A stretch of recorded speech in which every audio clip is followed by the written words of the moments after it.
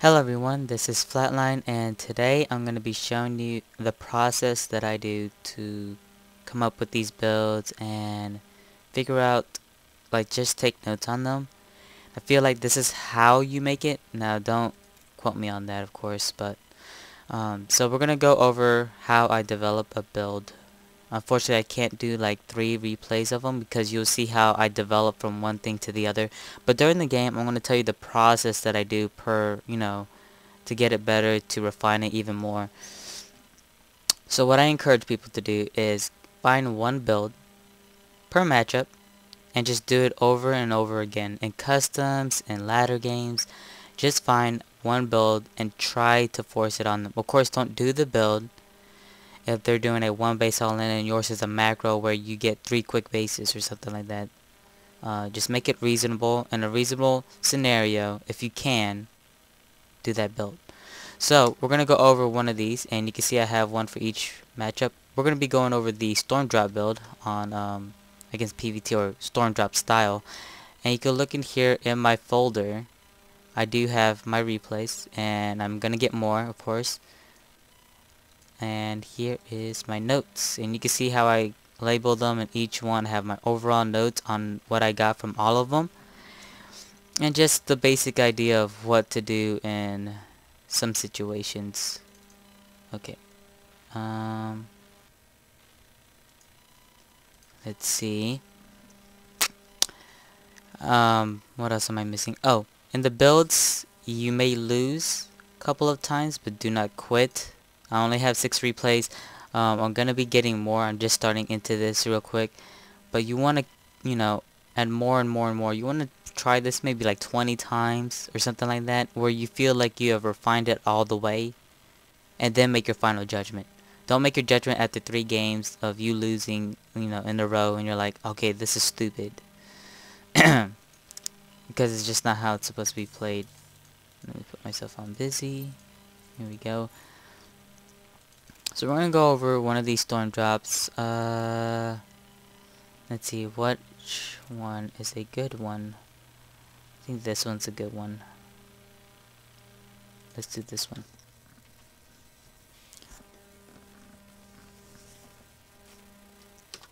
Okay, so, oh, and by the way, I did get a new computer. You can see by the quality is pretty awesome. Different from the others. So, thank goodness I'm going to be able to stream and play on a decent, or actually better than decent, an awesome computer that I just built. So we're going to be spawning on Shakur's Plateau as Blue Protoss under my Smurf account, Slurpee. And I'm going to be facing against DG Booty. We're going to call him DJ, just because it's the first 2 letters. Don't really care about the beginning, because this build that I'm doing is not something that you go, 9 pylon, 13 gateway, etc, etc. No, it's not that kind of build. This is more like to get to that phase. You could do your regular opening, you could do whatever opening you want to do, but you want to transition into getting storm and getting warp prisms, and then dropping, of course. So do my standard. I'm gonna get my 9 pylon and 13 gateway on here, and I'm gonna scout. Of course, you do need to scout on this. Don't want to go blindly in doing it. That's just a huge no-no. Another thing about this is, from the replays, even if you win or lose, you need to watch the replay attentively. You need to see timing attacks. When does Taran push out on this against me in this match? What about the other replay? And you just get all these timings down, and then you're like, okay, I need to get Storm by this time just for defense, or I need to get Charge first instead, then get Storm. You just gotta go through with it. What happens if he's all lending me? What do I do in this process? Do I even research Storm, or do I just make Archons and some Zealots and play really, really defensive and just hold it off? Alright, so scouting this, I see 2 racks coming up for Taran. Awesome. A very quick 2 racks, because see, this one came out before the first Marine came out. Pretty risky by him. So I know what I'm up against. Um, and one gate fast expand is about 90% of the time going to lose to a 2-Rex if pulled correctly by Taran player. So you need to go 2 gates as well.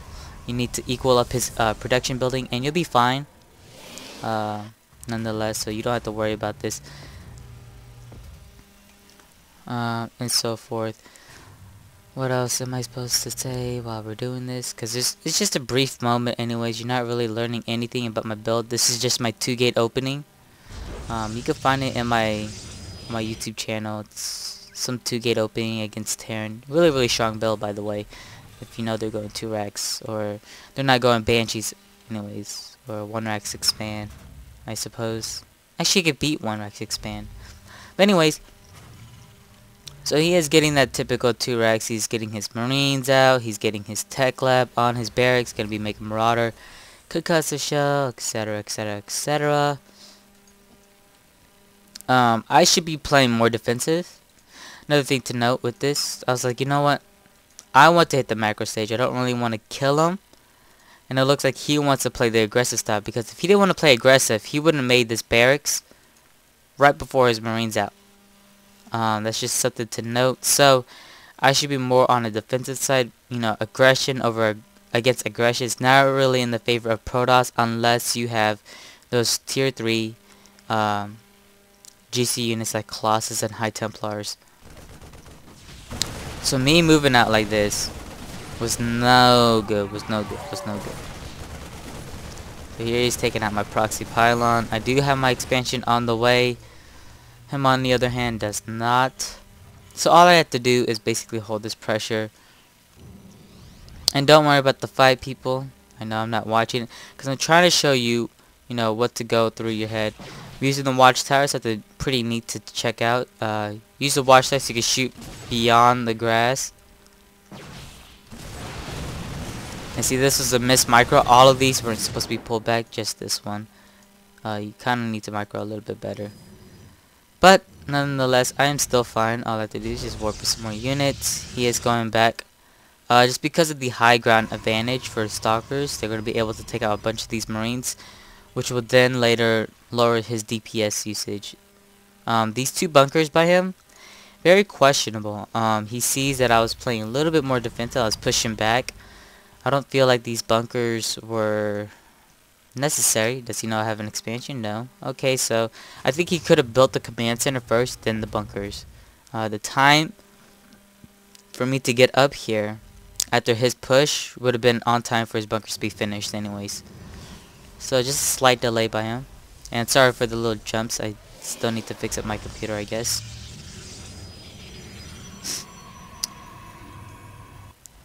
So I'm going Twilight Council instead of Robo Bay instantly because I don't really need to scout Taran because he already made a couple of Marauders. So I'm like, okay, so he's going for the standard opening. I don't really need to scout that early, or I don't need an observer that early.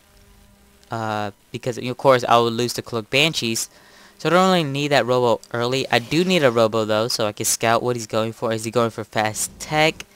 You know, getting that starport really fast? Is he going standard? Or is he just going to overrun me with just a bunch of bio units? So this is pretty nice. I do have this watchtower pretty good by me. I don't really want to go against this one because I don't know what he has behind these. So just a little risk by me. Too risky in my opinion. I'm gonna get my Robo Bay, getting Storm started. Another thing I noted was that I don't really need to chrono boost Templar Archives, because by the time my High Templars are done, or whenever I warp them in, and Storm is done, I'll get Storm already. But maybe 1 chrono boost, I think, yeah. You don't have to constantly chrono boost it, but just 1 chrono boost and that's fine. Let's see what's going on. Still warping in some more High Templars. Of course, you don't really need to hide it, but it's, you know, the less they know, the better. So I'm just gonna hide my units over here. Chrono boosting these out. Getting my observer out. Do need to scout. Another thing to use with this observer, with this style that I found out, is how many SCVs as he has that I could storm. Is this a lot? Not really. Is this a lot? A lot more than this. I mean, you're looking at the mineral lines mainly, because that's where you're storming. So, when I see that, am I gonna storm this? No. Unless he gets more over there, you know, like if he has more SCVs going over there, then yeah, of course I would storm it, but at that very moment, no. Adding my extra gateways and going up to 6 gates, because this Templar archives, this High Templar thing with zealots getting charged as well, it complements one another very, very well, because one is very, very cheap on minerals and just high on gas. The other one doesn't even cost gas and just 100 minerals right there. So because it's so cost efficient, you're gonna be making like 8 gateways and so on, something that you feel like it's really uncomfortable if you were just going like Stalker, Zealot, etc. Now I did see them moving out with my probe, so I gotta use my High Templars for more defensive purposes. So here I am, I'm gonna bring them out and use my War Prism for something else, as I have them on high grounds, because I have a feeling he is gonna drop on me.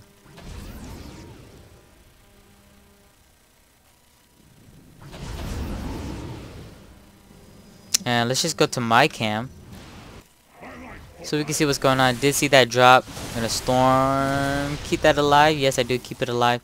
Kind of deny that pressure timing, and it's always around 10 to 12 minutes, people. Around 12 to 12 minutes, expect Taran to push out. If they're not pushing out, by all means, that's fine. Have my Warp Prism out here. So it looks like I delayed my storm drop in this game. Why? It's because he's pressuring me. If I had moved out with my High Templars to storm his units, like I said, aggression versus aggression doesn't work that well. So him moving out right here, and I moved my 4 High Templars, would I be able to survive? Not really. Now I got charge. Yeah, I can survive now, most likely, but I didn't have charge back then, so I had to rely on some DPS to take it out. Warping in some couple zealots so I could drop inside his main, and setting up my 3rd because his pressure basically just got nullified. Something to note like that is, you know, whenever they back up and you basically nullify their aggression, you can most likely expand against them.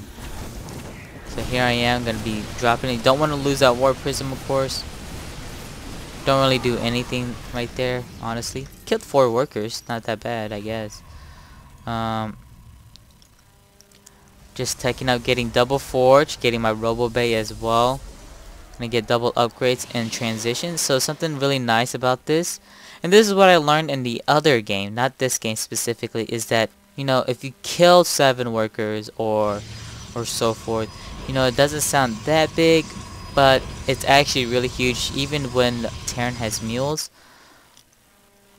The fact is, you're slowing down their economy. The pulling, the storm drops, killing the SCVs, it's all delaying its economy. And when you delay its economy, he has to take a sacrifice, whether it be upgrades, production, SCV production. And if he does SCV production, I mean, he's basically saying that he wants to go all in and hit it with one push. So me being able to kill off a couple of his workers, it's going to tremendously help me in the long run, because see, I'm getting upgrades, teching up faster, getting double robo, getting more gateways as well. Time to scout. I look in here. Okay, so he doesn't have that many SCVs. Am I going to storm there then? No. I'm going to go all the way around. It's time for me to check with my observer to see how many is over here, and then see if I need to storm that or not. Now I do have a couple of High Templars back here.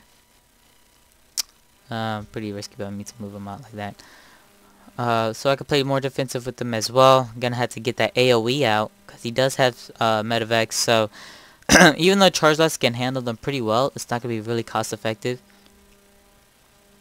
So here we go. I'm gonna be storming his SCVs, and you want to storm the outside, because that's what they're usually gonna take. And see, he just loses all of these SCVs. Doesn't really respond well. His response is to all in. Or to push out. So I'm moving these High Templars back. He sees my High Templars. He sees my charge lots. 2 Colossus are about to be pushed out. And this is nice by him. He's going to set up his ghost because he saw where my High Templars went. And go straight for my core units.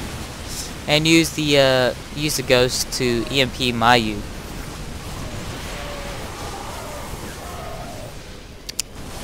units. But these double Colossus come out on a very good time. And see, he just loses his entire army. And losing all of that, real quick.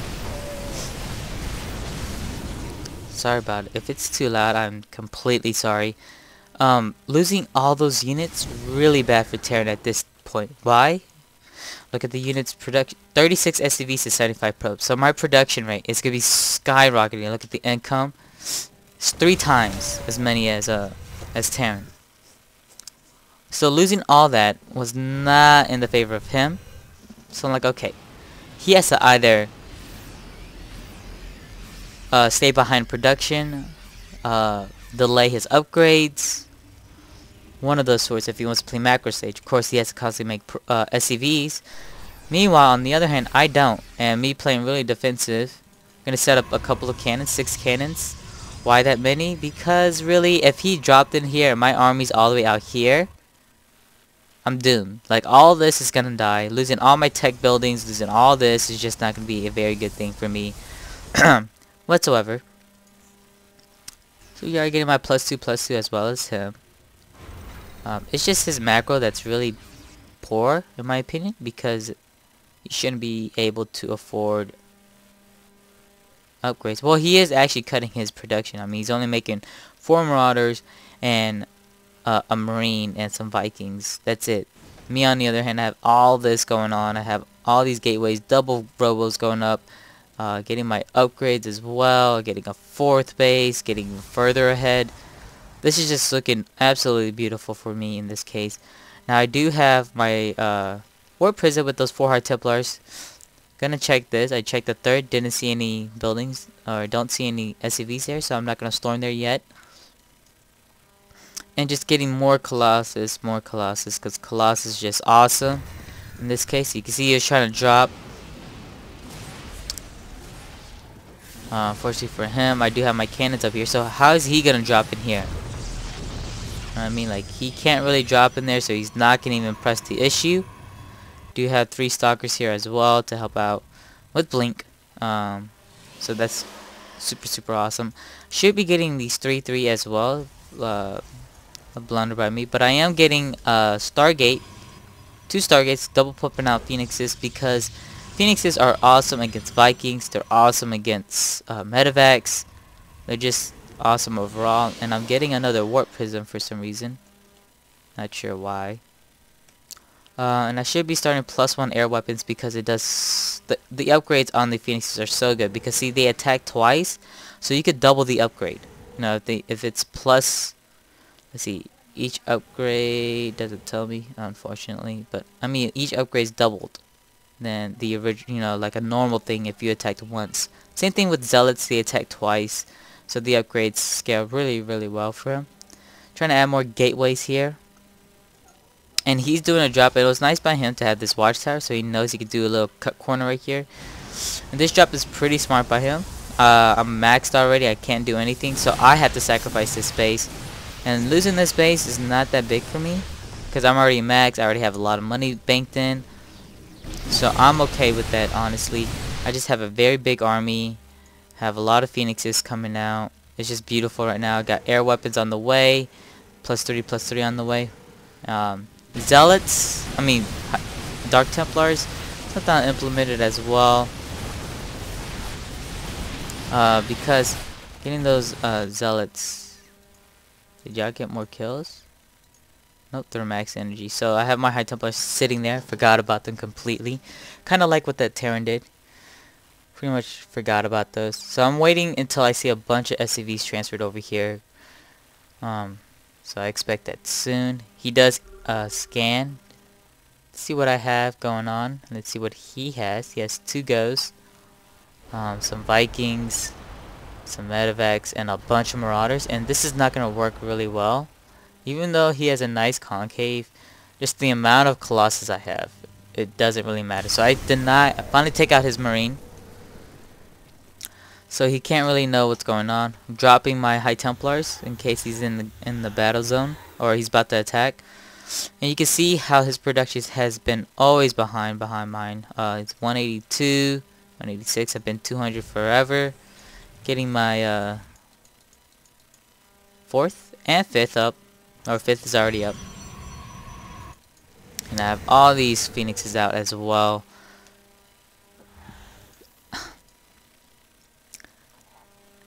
And to cripple them even more, I'm just gonna storm drop them again. Let's see what we got going on here. Oh, a little bit too close. So this is a pretty good chunk, I believe. I think it's a pretty good chunk, so I'm gonna go use my storms. Oh, even more. Yum. Or 3 more, but still. Not sure why it lags, but it does. My bad for the lag. Still gotta tweak out my new computer. But the drops, you know, didn't kill that much. But what did I lose from it? Nothing. I still have my High Templar. I still have my Warp Prism. He's lost over 30 SCVs, 53 to 65. But I kind of needed to sacrifice my probes because I'm already maxed. I already have a beautiful economy going. He doesn't really have that. He doesn't have that many expansions. You can see how it's like really short on a saturation on everything. This is really saturated. I could transfer some over here. This one's a little saturated. I could transfer some over there.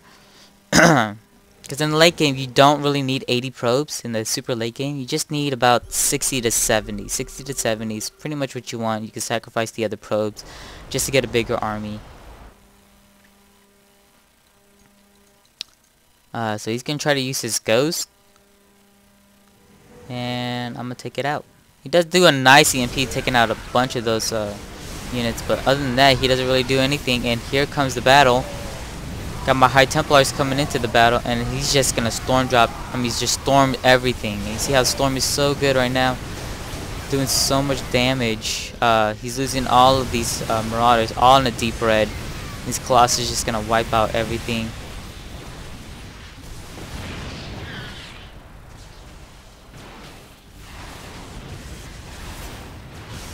He does take out one.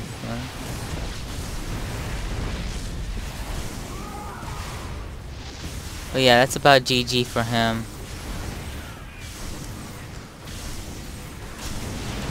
Planetary fortresses with repair. Derp derp. Getting +3 on or +2 for my phoenixes. Awesome, awesome, awesome. But I don't have any more, so it doesn't really matter. So I'm warping nothing but stalkers because the only thing I'm worried about is Vikings, and all these Colossus will just basically kill it off. Of course, he is... No, I don't lose in the late game because I killed like 40 of your SCVs, so... GG from here. His production is just not going to keep up. His macro actually... He didn't keep his money low when it should be low. I mean, like, I didn't keep my money low because I was maxed and I can't do anything else. Him, on the other hand, wasn't really maxed. Oops. So his money should have been lower at that time. But anyways, thanks for watching. You can see this is how I develop builds. Just check out these timings, and you learn things from it. Like if you check out my notes, you can see delay Templar tech to play safer, more army units.